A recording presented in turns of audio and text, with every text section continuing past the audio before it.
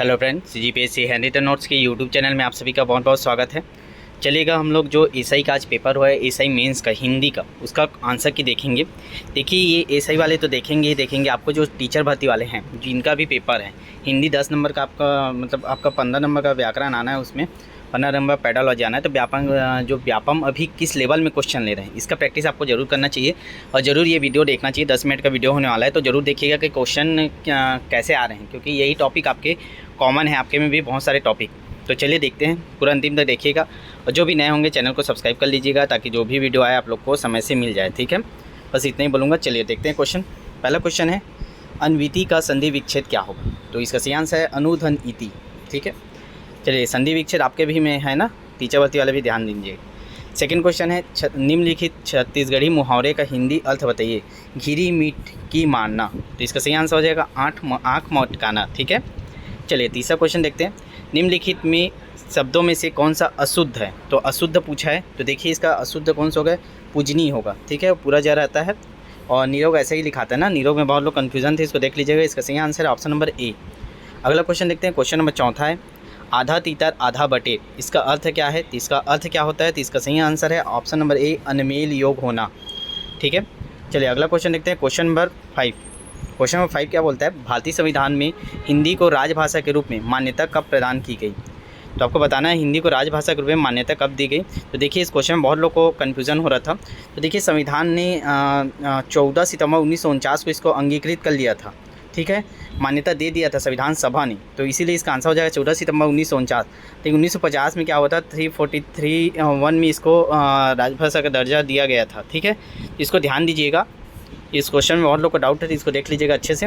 अगला क्वेश्चन देखिएगा, मैथिली कोकिल की उपाधि किस कवि को दी गई थी? तो मैथिल कोकिल की उपाधि विद्यापति को दी गई थी। चलिएगा अगला क्वेश्चन देखते हैं, निम्नलिखित शब्दों में जातिवाचक संज्ञा क्या है? टीचर भर्ती वाले ध्यान दीजिएगा, आपका भी संज्ञा आएगा ना, इसी प्रकार क्वेश्चन बनना है। तो जातिवाचक कौन सा इसमें का? लड़की। ऑप्शन नंबर डी इसका सही आंसर है। चलिए अगला क्वेश्चन देखते हैं, ये सेट बी है ना, हिंदी को किस परिवार की भाषा माना जाता है? तो सभी को पता होगा, भारोपी परिवार। ठीक है, चलिएगा आगे देखते हैं। टीचर भर्ती वालों जितने लोग होंगे ना, अगर टेस्ट नहीं लिए होंगे तो ले लीजिएगा, अभी भी मौका है ना, एक साथ आपको लिंक दे रहे हैं, अब दबा के रिवीजन कीजिए और टेस्ट देते जाइएगा। तो देख लीजिए, व्हाट्सअप मैसेज कर दीजिएगा। सुक्ति का सही संधि विच्छेद क्या होगा? तो सुधन उक्ति, ध्यान दीजिएगा, छोटा मात्रा रहता है ना, ऑप्शन नंबर सी इसका सही आंसर है। अगला क्वेश्चन देखते हैं, कारक कितने प्रकार के होते हैं? तो कारक कितने प्रकार के होते हैं? तो 8 प्रकार के होते हैं। ठीक है, चलिएगा फास्ट कर रहे हैं। क्वेश्चन नंबर 11, संचयी भाव की संख्या मुख्यतः कितनी होती है? तो कितने होते हैं संचयी भाव? तो ये होते हैं 33 होते हैं ना। ठीक है, 10 आपके स्थायी भाव होते हैं, तो संचारी भाव पूछा है, तो संचयी भाव की संख्या कितनी होता है? ऑप्शन नंबर डी 33 होता है। चलिए क्वेश्चन नंबर 12 देखते हैं, निम्नलिखित शब्दों में से कौन सा शब्द जल का पर्यायवाची नहीं है? तो देखिए अम्बु, वारी, सली, ये सभी जल के पर्यायवाची आते हैं। रसाल ये आपका जल का नहीं रहता। ठीक है, आम का बोलते हैं साथ तक देखना तो इसको। ठीक है, चलेगा आगे बढ़ते हैं। क्वेश्चन नंबर 13, जितने लोग नए होंगे चैनल को सब्सक्राइब कर लीजिएगा ना, दो भी वीडियो अभी आ रहे हैं आपके, बहुत इंपॉर्टेंट वीडियो रहते हैं अभी। जैसा बोलोगे वैसा काटोगे, ये कौन सा वाक्य है? ये भी आपके सिलेबस में है। कौन सा वाक्य आएगा? मिश्र वाक्य आएगा, ऑप्शन नंबर 20 का सही आंसर है। चलिए क्वेश्चन नंबर 14 देखते हैं, पीपर पात सरिस मंडोला में वाचक शब्द कौन सा है? तो कौन सा है? तो ये मन है, ऑप्शन नंबर सी। अगला क्वेश्चन है क्वेश्चन नंबर 15, कृतंग प्रत्यय किन शब्दों के साथ जोड़े जाते हैं? तो सभी को पता होगा कृतंग किस में लगता है? क्रिया में लगता है। चलिए क्वेश्चन नंबर 16 देखते हैं, निम्नलिखित शब्दों में से सही वर्तनी है कौन सा है बताना है आपको। तो इसका सही वर्तनी क्या हो जाए? वो आज ज मिले ज वल उज्ज्वल। ठीक है, ऑप्शन नंबर सी इसका सही आंसर है। नेक्स्ट क्वेश्चन नंबर 17, क्रोध किस रस का स्थायी भाव है? तो किसका है? तो रौद्र का क्या होता है? क्रोध होता है। विभत्स का क्या होता है? घृणा होता है। ठीक है, तो इसका सही आंसर हो जाएगा ऑप्शन नंबर ए। चलिए क्वेश्चन नंबर 18 देखते हैं, रोला के प्रत्येक चरण में कितनी मात्राएं होती है? तो विषम 12, 13 होता है और 11 ऐसे करके आपका हो जाएगा ये ऑप्शन नंबर डी 24। ठीक है, विषम और सम दोनों रहते हैं, तो दोनों मिलाकर बनाना है आपको। क्वेश्चन नंबर 19 देखते हैं, निम्नलिखित शब्दों में से उपसर्ग युक्त शब्द बनाइए। तो कौन सा उपसर्ग लगा इसमें? देखिए कृपालु ऊ लगा है, इसमें प्रत्यय है, सामाजिक में ईक है, मिलनसार में सार है, तो ये आगमन में क्या आपका उपसर्ग लगा हुआ है, तो ये उपसर्ग युक्त शब्द ऐसे आते हैं ना, ध्यान दीजिएगा। सभी टीचर भर्ती वाले बार बार बोल रहा हूँ।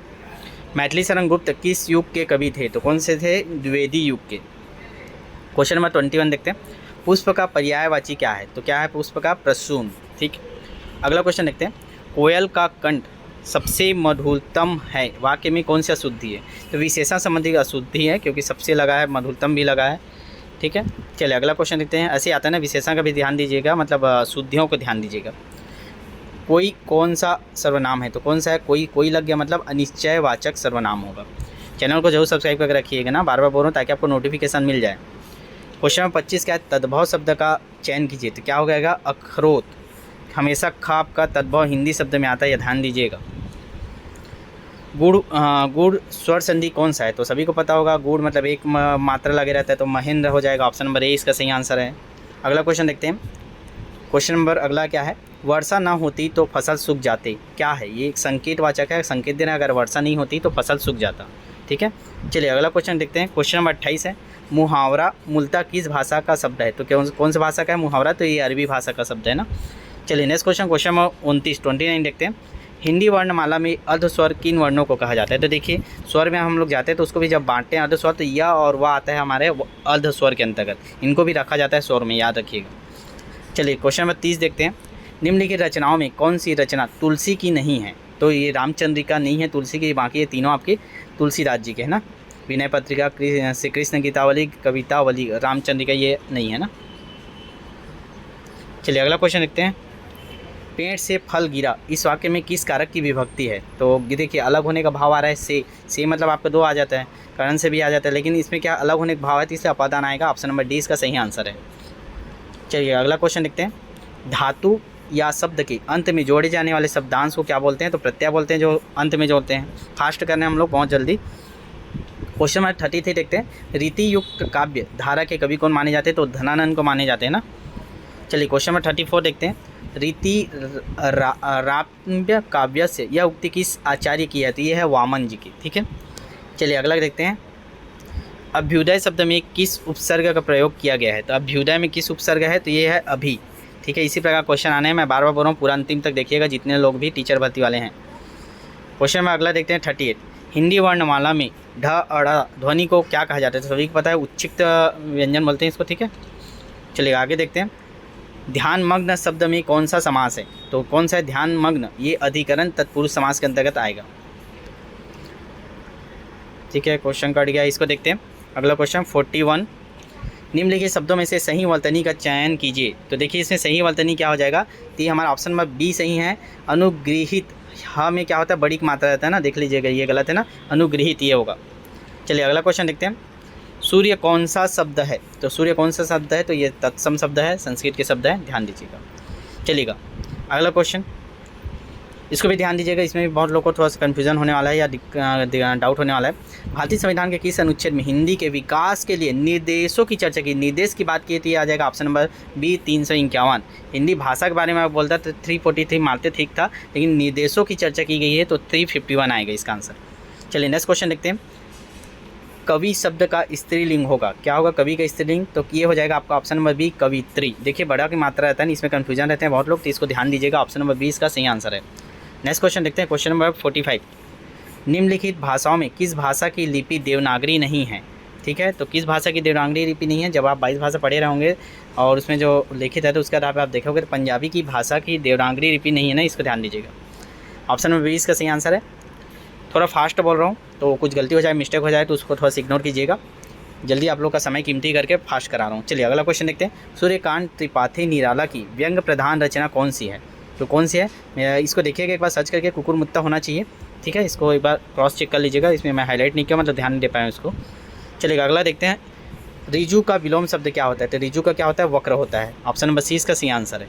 अगला क्वेश्चन टीचर भर्ती वालों के लिए इंपॉर्टेंट है। अर्थ के आधार पर वाक्य कितने प्रकार होते हैं, तो 8 प्रकार होते हैं ना, और उसका रूप के आधार पर कितने होते हैं, तो 3 प्रकार होते हैं। संयुक्त वाक्य हो गया आपका, और मिश्र वाक्य हो गया, और आपका सरल वाक्य, ये हमारा अर्थ तक पूछा है तो 8 प्रकार के, ध्यान दीजिएगा टीचर भर्ती वाले। Question number 49। निम्नलिखित छत्तीसगढ़ी मुहावरों का सही हिंदी अर्थ बताना है। आकाश में गोड़ू मढ़ाना, ये हो जाएगा बड़ी बड़ी बातें करना, ऑप्शन नंबर डी इसका सही आंसर है। क्वेश्चन नंबर 50 देखते हैं। उपन्यास राज्य दरबारी के लेखक, तो देख लीजिए, इसको सर्च ही मार पाया मैं, इसको देख लीजिएगा एक बार, सर्च मान लीजिएगा आप लोग, गूगल में डायरेक्ट मिल जाएगा राज्य दरबारी के लेखक कौन है। चलिए अगला क्वेश्चन देखते हैं। चतुर्भुज में कौन सा समास है, देखिए बहुब्रीहि नहीं दिया है, इसका सही आंसर है ऑप्शन नंबर डी दिगु समाज आ जाएगा। चलिए अगला क्वेश्चन है। द्वंद्व समास का उदाहरण है, तो द्वंद्व समास का कौन सा उदाहरण है, तो ये सही आंसर हमारा ऑप्शन नंबर ए रामकृष्ण। हमेशा ऐसे नहीं मिलेगा ना, ध्यान दीजिएगा, व्यवम वाले सभी। क्वेश्चन नंबर 53, साल लेखन में मूल रचना का कितना होता है? तो 1/3 लिखना रहता है हमको, जो सारांश होता है। ठीक है, चलिए क्वेश्चन नंबर 54 देखते हैं। निम्नलिखित में अविकारी शब्द कौन सा है? तो ये हो जाएगा हमारा अव्यय। ठीक है, ऑप्शन नंबर डी इसका सही आंसर है। अगला क्वेश्चन, निम्नलिखित शब्दों में विसर्ग संधि युक्त शब्द कौन सा है? तो क्या हो जाएगा? निर्जन। विसर्ग है ना, नी धन जन। ठीक है, विसर्ग रहता है ना, नी धन जन। तो इसका सही आंसर हो जाएगा ऑप्शन नंबर डी। चलिए अगला क्वेश्चन देखते हैं। क्वेश्चन नंबर 56, हिंदी वर्णमाला में नासिक्य ध्वनियाँ होती है, तो कौन सा होता है? तो प्रत्येक वर्ग की पंचम ध्वनि। चलिए नेक्स्ट क्वेश्चन देखते हैं। क्वेश्चन नंबर 57, निम्नलिखित कौन सा शब्द अलंकार है? तो कौन सा शब्द अलंकार? तो शब्द अलंकार अगर आप लोग देखो जिसमें शब्द के आधार पे चमक उत्पन्न होते हैं, मतलब अर्थ परिवर्तित हो, जैसे कनक कनक के सौगुणित, हो जाएगा ऑप्शन नंबर ए यमक अलंकार।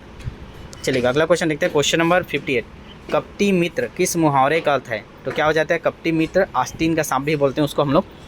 चलिए अगला क्वेश्चन देखते हैं। क्वेश्चन नंबर 59 है, कबीर को वाणी का डिटेक्टर कहा है। कबीर को वाणी का डिटेक्टर किसने कहा है? तो ये हजारी प्रसाद द्विवेदी जी ने कहा है। ऑप्शन नंबर ए इसका सही आंसर है। ठीक है, क्वेश्चन नंबर 60 देखते हैं। अर्थ का विलोम शब्द क्या होता है? तो अर्थ का विलोम शब्द होता है इति। ध्यान दीजिएगा, अर्थ का विलोम शब्द होता है इति। क्वेश्चन नंबर 61 देखते हैं। बहुत दुख देना या ज़्यादा परेशान करना के लिए एक छत्तीसगढ़ी मुहावरा कौन सा है? तो छाती में दार दरना। ठीक है, इसको और देख लीजिएगा ना, इसमें तो डाउट हो सकता है, इसको और कंफर्म कर लीजिएगा। 61 को आप लोग बताइएगा कमेंट करके, 61 का क्वेश्चन बताइएगा कमेंट करके। 62, वाक्यम रसात्मक काव्यम, यह परिभाषा दी गई है किसके द्वारा? विश्वनाथ के द्वारा दी गई है ना। चलिए अगला देखते हैं, लास्ट क्वेश्चन है। निम्नलिखित उपन्यासों में प्रेमचंद का उपन्यास कौन सा है? तो कर्मभूमि है। ये हमारे 63 क्वेश्चन थे एसआई के लिए। तो जो टीचर भर्ती वाले हैं एक बार आराम से देख लीजिएगा, क्योंकि कम से कम 2 बार देख लीजिएगा, क्योंकि इसी प्रकार से आपको एनालिसिस करना है कि क्वेश्चन कैसे व्यापम पूछा है हिंदी में। ठीक है, आपका भी टॉपिक लगभग इसमें सब टॉपिक के क्वेश्चन आपको मिल जाएंगे, जैसा आपके भी सिलेबस में है, तो देख लीजिएगा इसको ना। ठीक है, चलिएगा। Hello friends, CGPSC hand written notes के यूट्यूब चैनल में आप सभी का बहुत बहुत स्वागत है। चलिएगा, आप लोग की क्लास स्टार्ट होने वाली है, तो आप लोग लिंक को शेयर कर दीजिए। उससे पहले आपको 10 सेकंड आपको लूँगा, एक बार आपको रिवाइज करा देता हूँ कि हमारा ऑफर चल रहा है केवल उन बच्चों के लिए जो किसी कारणवश पैसे के नाम से हमारा बैच ज्वाइन नहीं कर पाए थे, उनके लिए शानदार बैच है। केवल 299 रुपीज़ में आपको अभी तक जितने भी टेस्ट हुए 9 महीने में, वो सारे लिंक, लगभग 100 टेस्ट के लिंक एक साथ आपको दे रहे हैं। ठीक, और आपका वर्ग 2 का भी आपको 299 रुपीज़ में मिल जाएगा। दोनों बैच लेते हैं 599 रुपीज़ में। तो तीनों ऑफर अभी केवल 2 दिन के लिए है, तो देख लीजिएगा जिनको भी लेना होगा।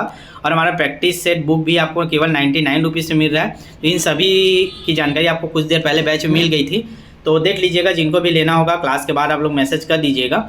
और चलिए क्लास स्टार्ट होने वाला है, आप लोग तैयार हो जाइए। एक बार लाइव चैट ऑन कर लीजिए, उसमें आपको आंसर देना रहेगा। ठीक है, तो बस इतनी जानकारी देना था। देख लीजिए कि यह मौका मत छोड़िएगा, जिन लोग भी पैसे के नाम से अभी तक ज्वाइन नहीं किए थे। और परफेक्ट तैयारी हो जाएगा आपको। डेली रिवीजन कीजिए, टेस्ट दिलाइए, एक दिन में एक सब्जेक्ट कंप्लीट कीजिए। ठीक, चलिए बस इतनी जानकारी देना था। क्लास स्टार्ट करते हैं, शेयर कर दीजिए आप लोग।